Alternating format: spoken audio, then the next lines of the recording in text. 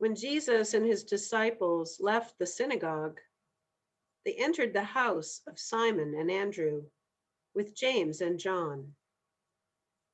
Now Simon's mother-in-law was in bed with a fever, and they told him about her at once.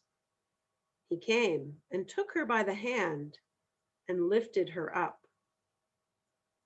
Then the fever left her, and she began to serve them. That evening at sundown, they brought to him all who were sick or possessed with demons, and the whole city was gathered around the door. And he cured many who were sick with various diseases and cast out many demons. And he would not permit the demons to speak because they knew him. In the morning, while it was still very dark, he got up and went out to a deserted place, and there he prayed. And Simon and his companions hunted for him. When they found him, they said to him, "Everyone is searching for you." He answered, "Let us go on to the neighboring towns, so that I may proclaim the message there also, for that is what I came out to do." And he went throughout Galilee, proclaiming the message in their synagogues and casting out demons.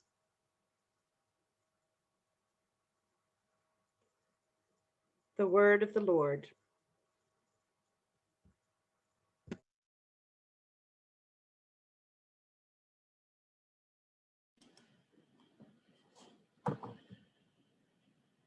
Let the words of my mouth, the meditation of my heart be acceptable in thy sight, O God, my strength and my Redeemer. Amen. Good morning, all my new friends at Good Shepherd. I'm so honored to be able to speak to all of you this morning for the first of what will be many times. I feel so blessed to have this opportunity to join your community at a time when you're all dealing with a lot of changes and upheavals in your congregational life.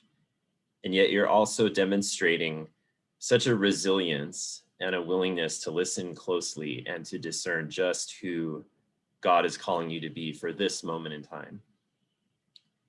A few weeks ago, I had the opportunity to visit the parish for the first time. And I had the pleasure of being able to see the beautiful grounds and the buildings and to meet some of you in person, socially distanced and masked, of course. That visit a couple of weeks ago left me with a really strong impression. It was a strong impression of just the proud sense of history that you all have as a community. And it gave me a chance to see and to really feel the rays of hope that are shining through in what might seem to us like a very dark and discouraging time in our history. I don't think it's a coincidence that we find ourselves in a liturgical season that's based strongly on the image of light shining out in the darkness, the Epiphany. This is one of those liminal times, the in-between times. It's the neither here nor there times. It's one of those times of year, I think, where the liturgical calendar and the connection between that and the actual physical season becomes really apparent. Just this last week, we celebrated the Feast of the Presentation. Some celebrate that as Candlemas, a celebration for the lights that shine in the darkness of the winter. It's the midpoint between winter and spring. It also happened to be in this last week, the feast day for Saint Bridget, one of my favorite saints. There was an article a few years ago in US Catholic magazine, and it described Bridget in this way. It says, legend says that Bridget was born in the doorway of a barn on the dawn of February 1st. Thus, she was born in between indoors and outdoors, winter and spring, night and day. Born in liminal space, she serves as the doorway between realms and understandings. Those stories of Bridget's ministry describe her as someone who built connections between worlds. For her, it was building connections between pagan spirituality and Christian visions of God. Hers was a ministry that was a unique expression of the reign of God in her particular context, in her time in Ireland. She was a liminal saint for a liminal time and place. And so in today's gospel reading, we also find Jesus walking in that uncertain space between light and between darkness. One of the things that makes Mark's gospel particularly unique is its focus on discipleship. And that includes Jesus's own formation in his understanding of his ministry. Notice in Mark, we don't find that confident Jesus that boldly states his mission in front of the synagogue like we do in Luke. Mark's Jesus tells the demons to be quiet about who he is. Perhaps it's because he knows about the conflict and the opposition that sort of notoriety would bring. In Mark, we find Jesus as a model, seeking God's will in the immediate circumstances of life and acting according to that will by taking the form of a servant. So our gospel passage for today begins with Jesus leaving the synagogue. He's leaving behind the spotlight, he's leaving behind the infamy, and he's engaging in deeply personal ministry in a safe space, in a home. And he's able to provide a personal touch of healing to Peter's mother-in-law. But even here, in the darkness of the evening, the crowds seek him out. And why is it, do you think, that they wait until the evening to seek him out?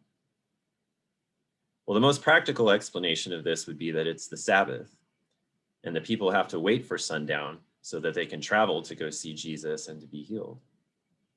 I think that makes sense, but I also have to wonder if that explanation is somewhat symbolic of the whole situation of these people who are in need of healing.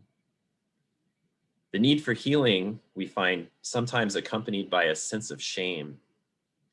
And especially in a time such as Jesus' time, when physical or mental afflictions, which were frankly quite often the result of poverty, were seen as evidence of religious and social impurity and inferiority. So in that case, it's not surprising that those huddled masses would seek Jesus under the cover of darkness, away from the light, away from the prying eyes of the religious authorities. And Jesus responds to their need. He meets them where they are. Up until this point, the healings and the exorcisms that Jesus performed have been single events. He cast out a single demon. He healed one sick person.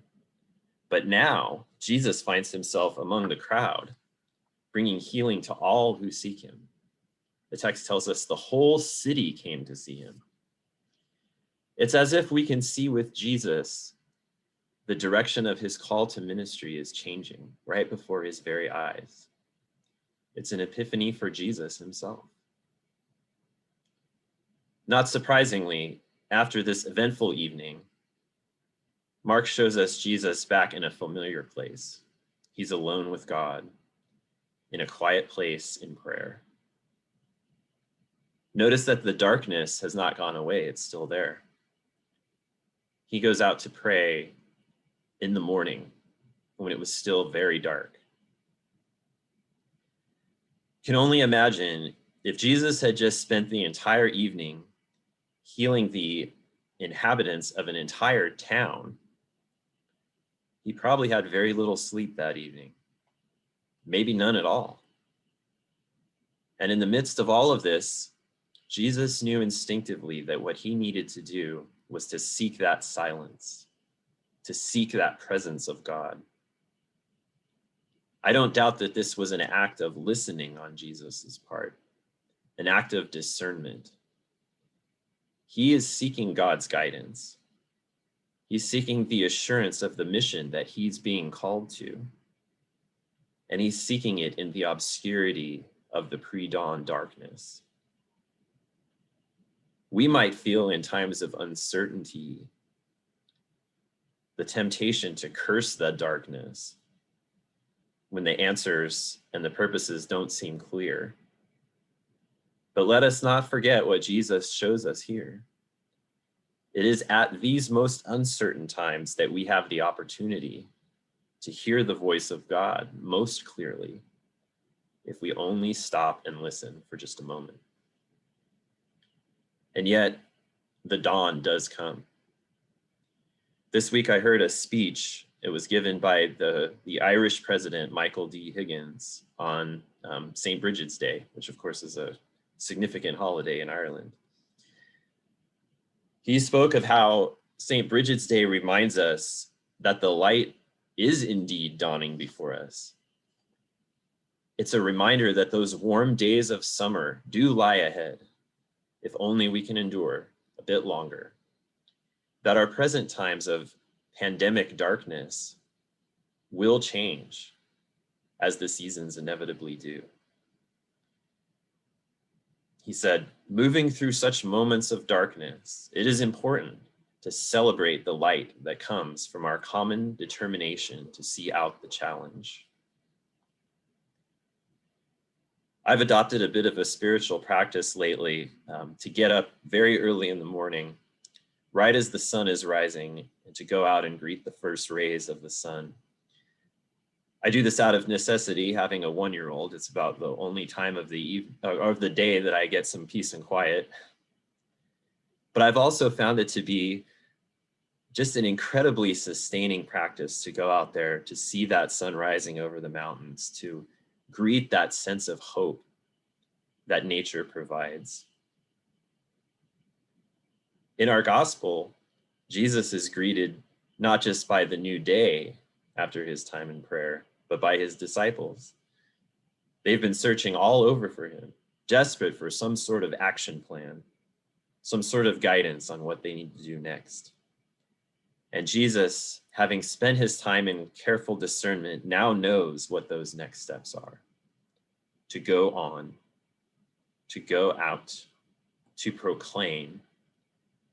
For that is what he came to do. And this proclamation of the good news comes not primarily by word, but by presence and action.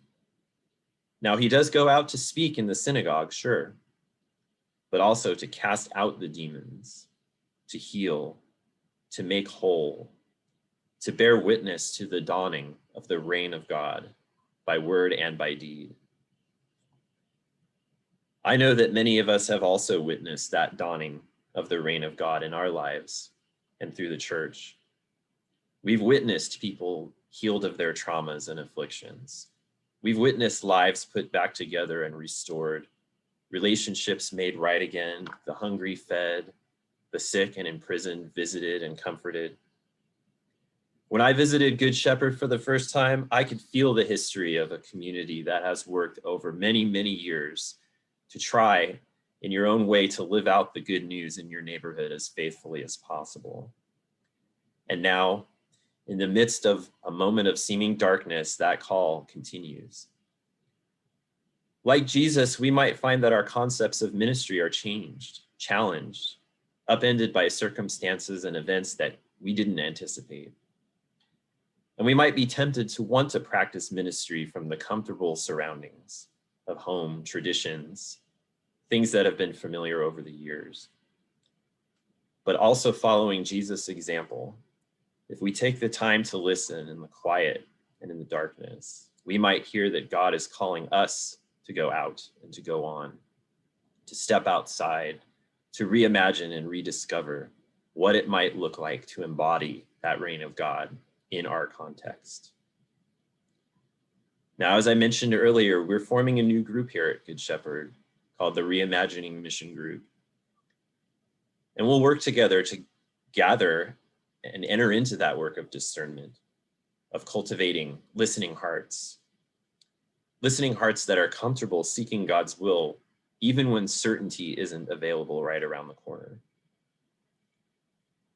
I ask you all to consider whether you might be called to join in this work, to dream of what the next chapter in God's story for us it might be. And whether you're called to participate in the group or not, this is still an effort of the community And I ask for all of your prayers as we embark on this journey together. As the light of the rising sun breaks through the darkness, I pray that Good Shepherd will continue to be a beacon and a witness to the inbreaking of God's kingdom in our moment in time and always. And I pray this with you in the name of the earth maker, the pain bearer, and the life giver. Amen.